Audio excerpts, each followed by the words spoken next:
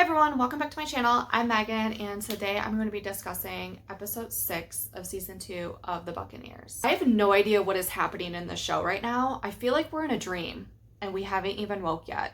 We don't even have the aftermath of Lizzie's wedding. Everyone is acting so formal, which is crazy because this is probably one of the better episodes. I mean, it started off really good at the beginning, and I'm like, where was this 3-4 episodes ago?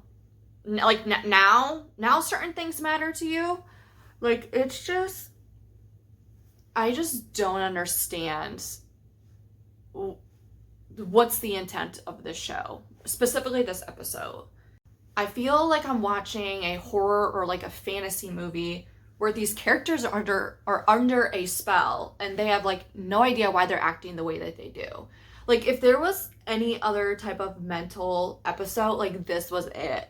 Like, I felt like we were in an asylum. Like, we knew that there was like mental health issues with some of these people, and I'm just like looking at these characters, I'm like, what are you doing? Like, I thought at the end of the episode, like, somebody was just gonna like wake up and all of that stuff was a dream, and that did not happen. It's like the person who has the real issue is James, but we can't discuss him because we believe everything that he says. Cry me a river. Like, even the mom just like enabled him. Like, it just blows my mind. I don't even know where the story's gonna go after Richard dying. Or it's I wouldn't be surprised in the next episode. It's like, oh, maybe Ginny wakes up from a bad dream and we're all back where we were before. I wouldn't be surprised at this point if that's what happens the next episode, because of how outrageous this whole entire season has been. I don't know why writers complain about writer strikes and why they have them, because the writing recently for TVs and movies has not been up to par. So I'm just thinking in my head, like, this show had like so much potential to be so good. And it's just like what, like, seriously, what has happened? Like, I understand like art is subjective, but if you think like people are really like liking this, like, I have no idea. The season 2 curse has definitely hit this show. It was like I was watching Riverdale at some point, and we all know how that went. But it's just, it blows my mind. Anyways, I think that's it. I don't know if there's anything like positive to take from this episode. I'm trying to think if there's anything. Like I said, I think the beginning was really good. I really liked the scene between Ginny and Guy where he was telling her. At first, I thought Ginny was playing Guy in terms of, oh, have him take the baby and then they can travel off together, Ginny and her husband. But that quickly turned out not the case, which was good. I was glad that Ginny didn't play Guy or anything. It's interesting to look back at what Ginny said to Nan a couple episodes ago about being like a prisoner, of not being able to go back home. And it's like, well, now you know what life is when you went back home. And she's probably thinking, maybe I should have just stuck with Guy and continued to live my life that way until things have changed.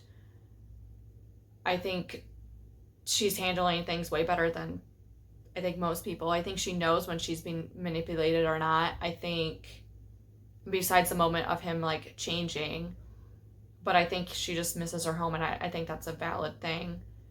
And Guy's very supportive in everything, and I think it should have been one of those things where they go away and they never look back. Like, they just have to keep going in order to survive. And so I would have really loved to see that angle, but that ship has sailed. So I just think that they could have played these stories out like differently, because things in the past, they moved on very quickly.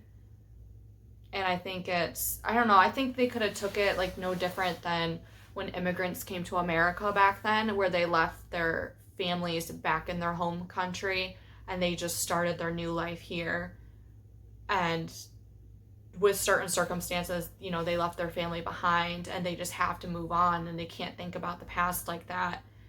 And I really wish we kind of went that route, because I think during that time, and you could probably still see it in other countries too today, where it's just, you just gotta leave things behind and just continue to go forward and push forward and not look back. And so that would have been a really cool thing to see, especially over time. I don't know if they knew if they were going to get like multiple seasons or not, but I think the second season curse has definitely hit them in terms of they don't even know where to take the story because the first season was successful. And you see that with a lot of series where season 2 and season 3 are just like not as good as season 1 because they didn't think that they were going to get like picked up. But I think you should at least be somewhat prepared. No different than like Manifest, for example. They knew they had the show written out for 6 seasons. Granted, they only got 4, so they had to condense it a little bit, but that just goes to show you how dedicated and good the writers are. Currently, Motorhead's on Amazon Prime. The writers already have season 2 all written. It's already written. It's just whether they're going to get picked up or not. And I think those writers are really good when you have shows like that where there's a beginning, middle, and end, and how you know you want to end it. My favorite show is Animal Kingdom, and there were a couple seasons in between that were a little rough, but you knew how it was going to end because it was based off the movie. So if you watched the movie, you kind of got an idea of how the TV series was going to end. And I think the pilot episode and the last episode, the first season and the last season, were probably the 2 best seasons. But it wasn't like they just like ended it on a whim. There were things that led up to that final season and those actions and certain things, and it was okay for it to not be perfect because of the way that the characters lived. But it's like this show could just had so many different avenues that they could just went down and explored and maybe did research, maybe do more research. I didn't even know the both brothers could be lords. I don't even know how accurate that is, but yeah, it's just hard when there's so much potential and it's not being lived up to. That's it for my review on this episode. Thank you for watching, and I'll see you next time.